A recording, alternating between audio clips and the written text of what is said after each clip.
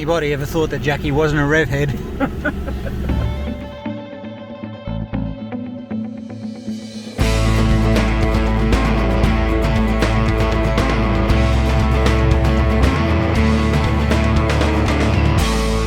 Now it's hailing.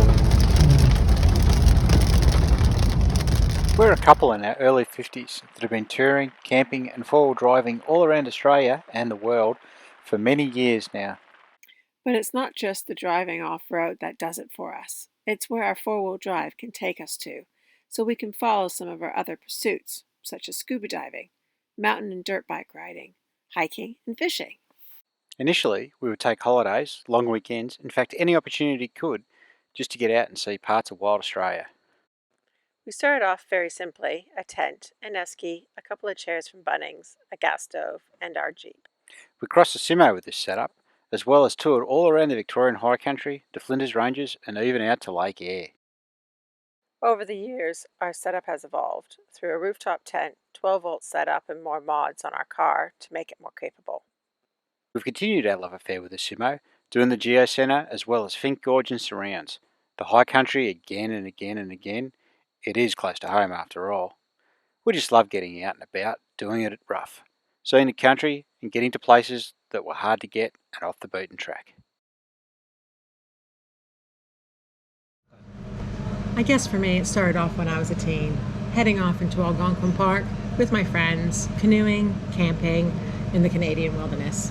And what about you? Well, for me it was really watching Malcolm Douglas and Albie Mangles getting into their television shows and really seeing what they were doing out in the Australian outback, and I said to myself, that's really for me, that's what I want to do. So started out initially in Scouts, sort of every opportunity I could do to get out into the bush, it's what I did. Brilliant.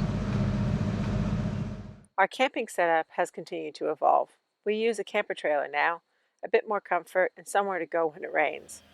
The old Jeep has been replaced by a Ford Ranger now too. Much better for towing, way easier, and cheaper to get parts for. Around 3 years ago, sick of the daily grind and disenchanted with work, we took the decision to take 12 months off and do a hot lap of Australia. We got ourselves sorted, worked out what we had to see, left our jobs, and set off.